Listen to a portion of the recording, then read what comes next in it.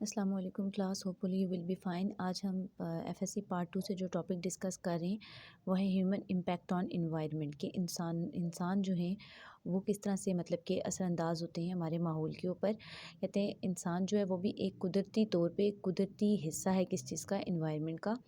अब जो जैसे जैसे पॉपुलेशन इंक्रीज़ कर रही है, पॉपुलेशन ग्रोथ हो रही है और ये भी एक क्या है, नेचुरल हैबिटेट के अंदर क्या कर रही है, उसको लॉस कर रही है। जैसे आपने देखा होगा ज़्यादातर लोग अब गाँव से माइग्रेट करके सिटीज़ में आते हैं, किस वजह से? रिसोर्सेज़ की वजह से, अच्छे स्कूल्स की वजह से, हॉस्पिटल्स वगैरह की वजह से, बेटर डेवलपमेंट के लिए। वो तो अपनी बेहतरी के लिए मूव करते हैं, लेकिन यहाँ पे क्या नुकसान होता है, वो मतलब कि जिन एरियाज़ को वो क्या कर देते हैं, मतलब कि कल्टीवेशन कर देते हैं, वहाँ से डिफॉरेस्टेशन कर देते हैं, करके वहाँ घर वगैरह बनाते हैं। तो इससे क्या होता है, हमारा माहौल आलूदा होता है। जैसे जैसे प्लांट्स डिक्रीज़ हो रहे हैं, इस तरह से और क्या हो रहा है, कार्बन डाइऑक्साइड इंक्रीज़ हो रही है, तो ग्रीन हाउस इफेक्ट भी क्या हो रहा है, इंक्रीज़ हो रहा है। फिर कह रहे हैं कि डिफॉरेस्टेशन जो होती है वो कॉज़ करती है स्पीशीज़ कम होना शुरू हो जाती हैं। स्पीशीज़ कम क्यों होती हैं? ज़ाहिर-सी बात है, जैसे-जैसे अब डिफ़ॉरेस्टेशन हुई, ऑक्सीजन हमें प्लांट्स जो हैं वो ऑक्सीजन का मेन सबसे बेस्ट रिसोर्स हैं। जब डिफ़ॉरेस्टेशन है, प्लांट को काट रहे हैं, तो ऑक्सीजन क्या हो रही है, कम हो रही है ऑक्सीजन की प्रोडक्शन, और कार्बन डाइऑक्साइड बिल्कुल क्या हो रही है, मतलब कि एलिमिनेशन हो रही है ऑक्सीजन की, और कार्बन डाइऑक्साइड की प्रोडक्शन की भी क्या हो रही है, एलिमिनेशन हो रही है। अब कह रहे हैं कि जो ओज़ोन लेयर डिप्लीशन है, मतलब कि जैसे-जैसे अब ये हमारे माहौल के अंदर क्लोरोफ्लोरोकार्बन इंक्रीज़ कर रही है, तो वो भी एक ग्रीन हाउस गैस में ही आती है। कहते हैं कि ये क्या करती है, ये ओज़ोन में एक होल काज़ करती है ओज़ोन लेयर के अंदर। इसको बोलते हैं ओज़ोन लेयर डिप्लीशन। उसके बाद पानी की आलूदगी, पूरी दुनिया पे जो ये टेम्परेचर अब जो क्या होता जा रहा है, इंक्रीज़ होता जा रहा है। उसके बाद ये जो ज़मीन जो है, ये जो मतलब कि क्या होती है, ज़्यादा से ज़्यादा मतलब कि अब ज़ाहिर बात है, प्लांट्स नहीं है तो उनकी रूट्स भी नहीं है। प्लांट्स जो होती हैं, प्लांट्स की जो रूट्स होती हैं वो बेटर तरीके से सॉइल को क्या करके रखती हैं, आपस में, मतलब कि एक हम ये कह सकते हैं होल्ड करके रखती हैं। तो इस वजह से अब क्या होता है, जैसे जैसे हम प्लांट्स का कटाव कर रहे हैं, तो ऐसे ऐसे अब क्या हो रहा है कि मतलब इनके अंदर अब कमी आ रही है, तो सॉइल के अंदर एरोजन हो रही है। सॉइल जो होती है, ज़मीन जो होती है, वो बह के अपनी जगह को, प्लेस को छोड़ के किसी दूसरी जगह मूव कर जाती है। नेक्स्ट आप कह रही हैं कि एक मेन रिसोर्स जो है सेकंड ईयर की बुक में डिस्कस हुआ है, that is nuclear power. Nuclear power जो होता है वो क्या कहते हैं कि मतलब कि वो सम टाइम आप ये न्यूक्लियर रिएक्शंस होते हैं, एक न्यूक्लियर फिजन होता है, एक न्यूक्लियर फ्यूजन होता है। जो फिजन रिएक्शन का मतलब होता है ब्रेक डाउन, इसका फिजन का मतलब ये होता है कि एक छोटा सा लो एनर्जी न्यूट्रॉन आप लें, उसको आप हाई एनर्जी न्यूट्रॉन के ऊपर क्या करवा दें, बम्बार्ड करवा दें। जब आप ये प्रोसेस करेंगे तो इसके रिजल्ट में जो मज़ीद इलेक्ट्रॉन्स मतलब कि जनरेट होंगे, वो बहुत ज़्यादा एनर्जी को क्या करेंगे, रिलीज़ करेंगे।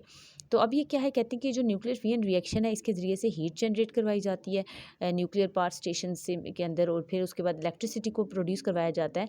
कहते हैं कि एक रिपोर्ट के मुताबिक 2005 में जो न्यूक्लियर पावर हैं, ये 6.3% दुनिया, मतलब कि पूरी दुनिया में 3.6% जो एनर्जी है वो ये न्यूक्लियर पावर प्लांट्स के ज़रिए से, न्यूक्लियर फिजन के ज़रिए से क्या की जाती है, जनरेट करवाई जाती है। जिसमें से जो मतलब टोटल 15% जो है, इसमें से पूरी दुनिया में इलेक्ट्रिसिटी भी डेवलप करवाई जाती है, प्रोड्यूस करवाई जाती है, किससे, न्यूक्लियर पावर प्लांट से, और क्या करवा के, न्यूक्लियर फिजन रिएक्शंस करवा के। कहते हैं ये जो फिजन रिएक्शंस होते हैं, ये लो एनर्जी न्यूट्रॉन्स को बम्बार्ड करवाया जाता है हाई एनर्जी न्यूट्रॉन्स के ऊपर। फिर इस प्रोसेस के ज़रिए से क्या किया जाता है, लार्ज अमाउंट में एनर्जी को क्या किया जाता है, प्रोड्यूस करवाया जाता है। अब इसके ज़रिए क्या होता है, सम टाइम ऐसा होता है कि अब ये जो होते हैं ना न्यूक्लियर फिजन रिएक्शंस की वजह से, अब फॉसल फ्यूल्स जो होते हैं वो उनमें कमी आना शुरू हो जाती है, और जब क्या होते हैं कि ये जो फॉसल फ्यूल्स होते हैं, ये जब अवेलेबल नहीं होते, अब जैसे फॉसिल फ्यूल्स कम है, तो ज़ाहिर सी बात है उनके मुतबादिल कोई दूसरा उसका एक मतलब कि रिसोर्स भी बनाया जाएगा उसके लिए। तो फिर इसी वजह से क्या किया जाता है, न्यूक्लियर पावर स्टेशंस की डेवलपमेंट करवाई जाती है। अब न्यूक्लियर पावर स्टेशंस जो लगाए जाते हैं, इनके एडवांटेजेस भी हैं और इनके डिसएडवांटेजेस भी हैं। पहले हम एडवांटेजेस को देख लेते हैं।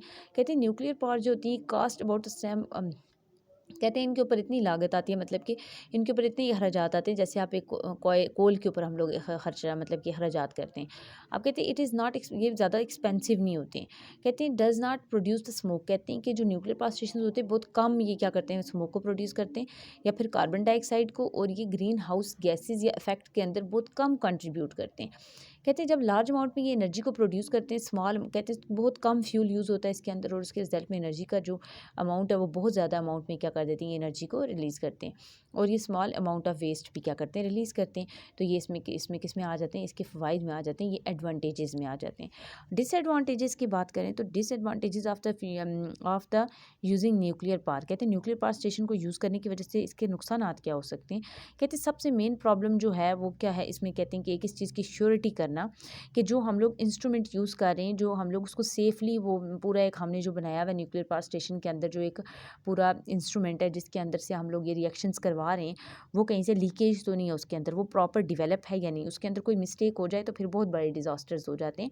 उनमें से एक हमने आपके इस कोर्स में भी डिस्कस्ड है।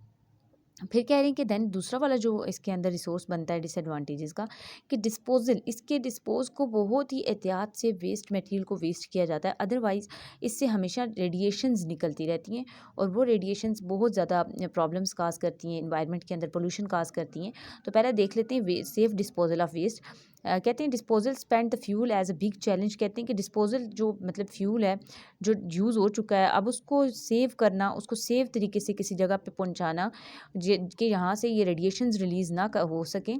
तो अगर ये एक बहुत बड़ा क्या होता है, चैलेंज होता है। लेकिन अगर ये ऐसा नहीं हुआ तो ये बहुत हार्मफुल रेडिएशंस, बेशक न्यूक्लियर रिएक्शंस के ज़रिए से वो गैसेस प्रोड्यूस होगी जो वो करवाना चाह रहे हैं, या फिर वो जो रिएक्शंस एनर्जी प्रोड्यूस करवा दी उन्होंने, लेकिन अब उसका जो डिस्पोज है उसको बहुत ही एहतियात से आपने डिस्पोज करना है, अदरवाइज़ वो मटेरियल भी रेडिएशंस हमेशा क्या करता रहता है, रिलीज़ करता रहता है, और वो रेडिएशंस कैंसर काज करती हैं।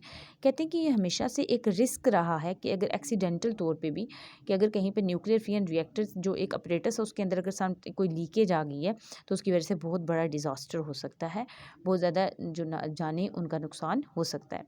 कहते हैं ये बहुत ज़्यादा क्या कहते हैं, costly of instant nuclear power plants. कहते हैं कि अगर न्यूक्लियर पावर प्लांट्स लगाए जाएं तो ये बहुत ज़्यादा क्या हैं, महंगे हैं, इनके ऊपर बहुत ज़्यादा मतलब कि लागत आती है, बहुत ज़्यादा पैसा खर्च होता है, तब जाके क्या किया जाता है, न्यूक्लियर पावर प्लांट्स को डेवलप किया जाता है।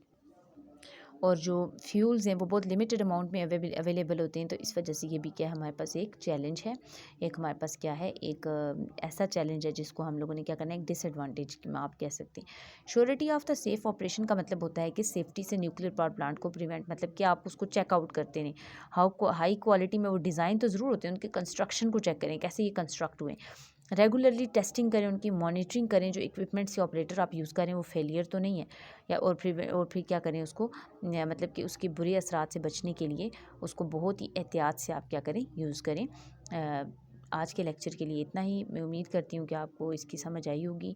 मज़ीद लेक्चर्स के लिए आप चैनल को सब्सक्राइब करें, शेयर करें, और अगर आपका कोई क्वेश्चन है तो वो आप पूछ सकते हैं। Thank you very much. अल्लाह हाफिज़।